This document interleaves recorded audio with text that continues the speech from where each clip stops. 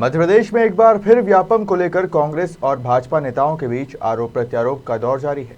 बुधवार को राजधानी भोपाल में पूर्व उच्च शिक्षा मंत्री जीतू पटवारी ने मीडिया से चर्चा करते हुए प्रदेश की शिवराज सरकार पर जमकर बरसे। जीतू पटवारी ने कहा कि मध्य प्रदेश की स्थिति सभी तरह से दयनीय है। वहीं मुख्यमंत्री पर हमला करते हुए कहा कि सीएम शिवराज वैचारिक रूप से वृद्ध हो गए हैं। उनके पास कोई नया आइडिया नहीं है, कोई नया सॉल्यूशन, सुझाव और समाधान नहीं है। आज की वस्तु स्थिति वो चाहे आर्थिक क्षेत्र में हो, चाहे सामाजिक क्षेत्र में हो, चाहे शैक्षणिक क्षेत्र में हो, चाहे प्रशासन की दृष्टि से हम देखें, चाहे राजनीतिक स्वरूप को समझें और मध्य प्रदेश के हालात को बयां करें तो दयनीय है, विचारणीय है, चिंतनीय है। वैचारिक रूप से ऐसा क्यों है? कांग्रेस पार्टी का मानना है कि वैचारिक रूप से मध्य प्रदेश के मुख्यमंत्री जो पिछले लगभग 20 साल से बैठे हुए हैं, भारतीय जनता पार्टी की सरकार है और 17 साल से वो मुख्यमंत्री बन के बैठे हैं, वैचारिक रूप से वृद्ध हो गए हैं, बूढ़े हो गए हैं।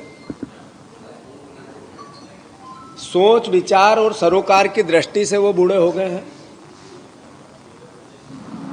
कोई नया आइडिया नहीं है, कोई नया सॉल्यूशन नहीं है और न कोई नया सुझाव है, न समाधान है। ये कोई घृणा, नफरत या वैचारिक रूप से हम उनके विरोधी है इसलिए नहीं कह रहे। कोई भी व्यक्ति कितने दिन तक अपने आइडिया को इंप्लीमेंट कर सकता है? उसके विचार, उसकी सोच, उसके काम करने का तरीका जो होता है सब उन्होंने मध्य प्रदेश को दिया। अब नया कुछ नहीं है। ये उनके चिंतन शिविर के परिणाम से प्रदेश को पता चला, आपको पता चला, हमको पता चला। पुरानी योजनाओं का नाम बदलना, बार बार झूठे वादे करना, जो नया न हो सके तो पुराने लक्ष्यों को और नया करके बताना, ये शिवराज की काम करने की शैली बन गई है। आप देखो, शिवराज जी के सलाहकार भी अब थक चुके हैं। जो उनके सलाहकार हैं वो चाहे ब्यूरोक्रेसी के हो, चाहे वो पॉलिटिकल हो, अब वो भी थक गए हैं।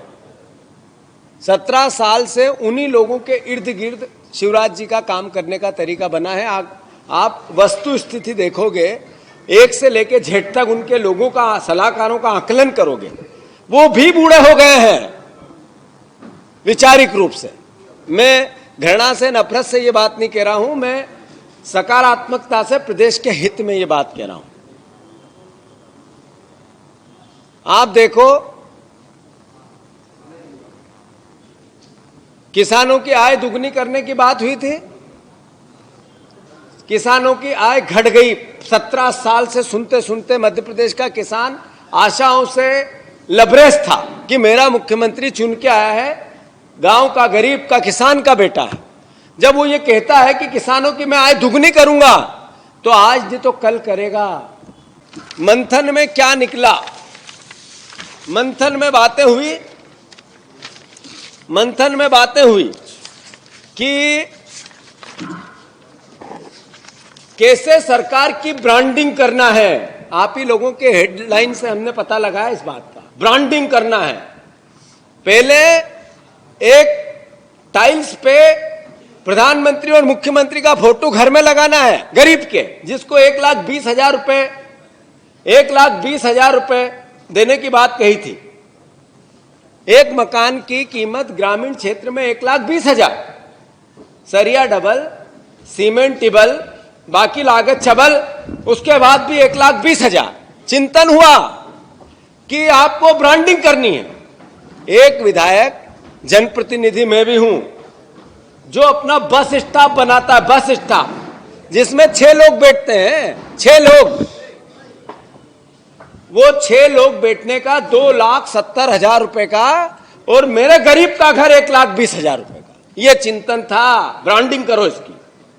ब्रांडिंग किसकी करना है? कन्या विवाह का 55,000 रुपए ब्रांडिंग, 5,000 ब्रांडिंग के बढ़ा दिए।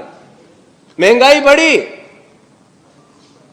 कन्या विवाह में बेटी को नगद पैसे देने का प्रोविजन कमलनाथ जी ने किया था, करप्शन नहीं हो, पैसा सीधा जाए, आधा सामान कमीशन पे, कन्या विवाह को नगद, कमीशन की दुकान खोलना, फिर से ये चिंतन और मनन हुआ। लंबी बात नहीं करूंगा क्योंकि आज हम लोगों को व्यापम का महत्वपूर्ण मुद्दा है। जैसे आत्मनिर्भर मध्य प्रदेश की ओर चिंतन हुआ, उससे मंथन निकला, किसानों की आय घट गई। कल ही केंद्र सरकार के आंकड़े मध्य प्रदेश के किसानों के लिए आए। हम कौन से मध्य प्रदेश में रह रहे हैं? पहले कहा स्वर्णिम मध्य प्रदेश बनाएंगे। क्या हम स्वर्णिम मध्य प्रदेश में रह रहे हैं जहां पर 4 लाख करोड़ के आसपास इस बजट के अंत तक कर्ज हो जाएगा? ऐसा स्वर्णिम मध्य प्रदेश की आशाएं थी जिसमें हर परिवार का एक साथी 50,000 के कर्जे में है। वो स्वर्णिम मध्य प्रदेश चिंतन से निकल के क्या आया, मंथन क्या निकला? आत्मनिर्भर मध्य प्रदेश, आत्मनिर्भर मध्य प्रदेश में रह रहे हैं। जिस आत्मनिर्भर मध्य प्रदेश में लगातार आत्मनिर्भरता के लिए व्यापम 1, व्यापम 2, अब व्यापम 3। अब देखो, रोजगार की बात लगातार करने वाला मेरा मुख्यमंत्री, हर बार करने वाला मेरा मुख्यमंत्री, हर रोज विज्ञापन और अखबार की हेडलाइन बनाने वाला मेरा मुख्यमंत्री, रोजगार पाने वाले विद्यार्थियों को कैसा गला घोंटती है उनकी सरकार, व्यापम 3 में फिर एक बार उन्होंने दर्शा दिया। इसीलिए मैंने कहा वैचारिक रूप से मेरा मुख्यमंत्री वृद्ध हो गया है, बूढ़ा हो गया है, नए विचार नहीं है उसके पास। अब आप देखो कि और हमारे सामने आई, मैं मानता हूं आप लोग भी सब जानते हैं कि व्यापम का जो कांड है लगातार मध्य प्रदेश को कलंकित कर रहा है और सरकार उसको सहयोग कर रही है, सरकार उसका सहयोग कर रही है। पहले 2 बार हुआ, एक व्यापम का जग जाहिर है, कोर्ट से लेके अखबार से लेके देश और दुनिया की जितनी भी इस मामले को समझने वाली संस्थाएं, उनने सब ने कहा कि मेरी सरकार चोरों की सरकार थी व्यापम के मामले में। दूसरी बार कृषि विस्तार अधिकारी के पदों में एक जैसे 10 पद, एक गांव के, एक जात के और एक व्यक्ति के कहने पे, जो भारतीय जनता पार्टी का प्रमुख नेता है, उसके कहने पे लगा दिए, व्यापम 2 और अब व्यापम 3।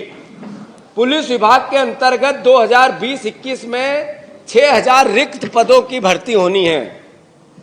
व्यापम द्वारा 6,000 की 17 तारीख से 74 शिफ्ट में 24 मार्च 2022 को जिसका परिणाम घोषित हुआ, 12,72,300 अभ्यर्थियों ने आवेदन किया, जिनने 800 रुपए फीस भरी, नोट 800 रुपए फीस भरी। कहां पे भरी? जहां पे 405 करोड़ की एफडीआं हैं, 25 करोड़ रुपए एफडीओ का इस व्यापम को ब्याज आता है। लगभग 100 करोड़ से ज्यादा इन अभ्यर्थियों से व्यापम ने उगाए, याद रहे। भोपाल से उमेश यादव की रिपोर्ट।